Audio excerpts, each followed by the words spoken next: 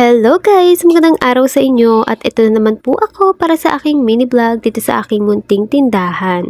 So ayan nga, for today's video guys, itong aking asawa wala pang ilang araw pa lang guys nung nagbuo kami nitong rack, umorder na naman nga ulit dahil nagandahan nga siya dun sa rack na binuo namin.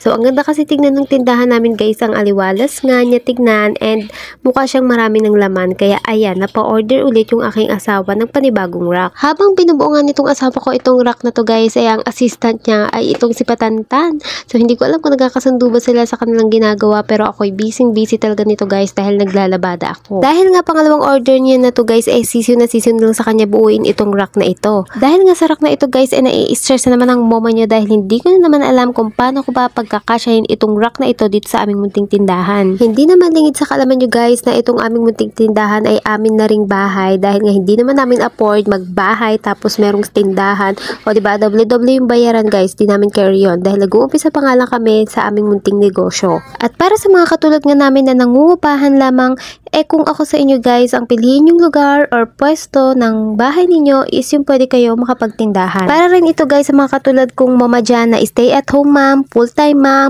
housewife. So para sa inyo to guys, kung sinakripisyo nyo yung pagtatrabaho nyo para maalagaan ninyo ang inyong anak, or katulad ko naman kayo na wala talagang choice dahil wala mag-aalaga sa anak nyo, kaya kailangan nyo talaga maging stay at home mom.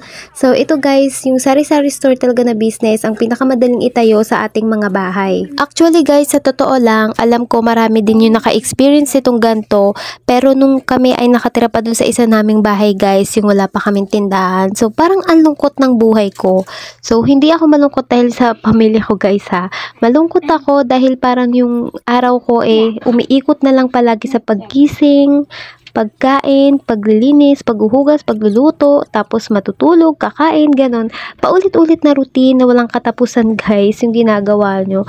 Kaya kung sanay ka talaga magtrabaho before, nung dalaga ka pa, tapos naging stay at home mom ka, so parang nakakalungkot kasi ang boring ng buhay mo. So parang ganon. Inuulit ko lang guys, hindi ako malungkot dahil sa pamilya ko, hindi ako malungkot dahil kay Patanta na tagapag-alaga na lang ako ng anak ko. So hindi ganon yun guys, basta parang meron lang kulang sa buhay ko, parang ganon.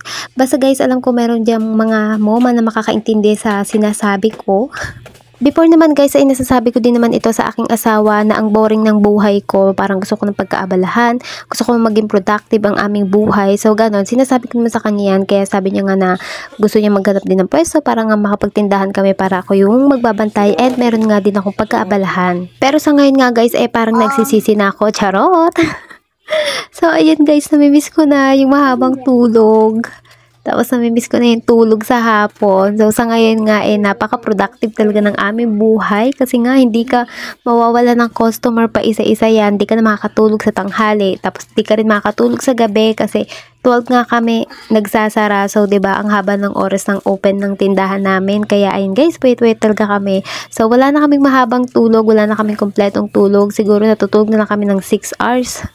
Kasi guys, gumigising din kami ng alas 6. O, 'di ba? Minsan yung asawa ko maaga siyang bumabangon, pero ako talaga guys, hindi ko talaga kinakaya yung paggising ng maaga. Nung dalaga ako guys, nagtrabaho ko ng 7 PM to 7 AM. O, 'di ba? Ganun. Pag straight yung puyat guys, parang hindi siya mas nakakaantok at nakakapagod. Pero pag ganung nakakabitin yung tulog guys, as in, parang mas nakakapagod siya sa totoo lang. Patapos na nga itong aking asawa guys sa binubuo niyang rack, and ayan na nga, nag-uumpisa na rin ako problema nito. Tapos na nga ng asawa ko yung pag-aayos niya ng rack, and tapos na rin kami mag-aayos guys. Hindi ko na na-videohan yung pag-aayos namin ng bahay, pero ayan guys, nagawa na namin ng paraan kung paano namin pagkakasyahin yung mga rack. So ayan, nakakatawa guys kasi after nyan guys, lumiit yung space namin dito sa bahay. So lumiit yung higaan namin kasi talaga pinilit namin pagkasyahin. So sabi nga namin guys, itong aming bahay is tindahan na may konting bahay na lang. Basta ang mahalaga guys, mas malaki itong aming tindahan dahil nga sa ngayon, ito ang aming priority.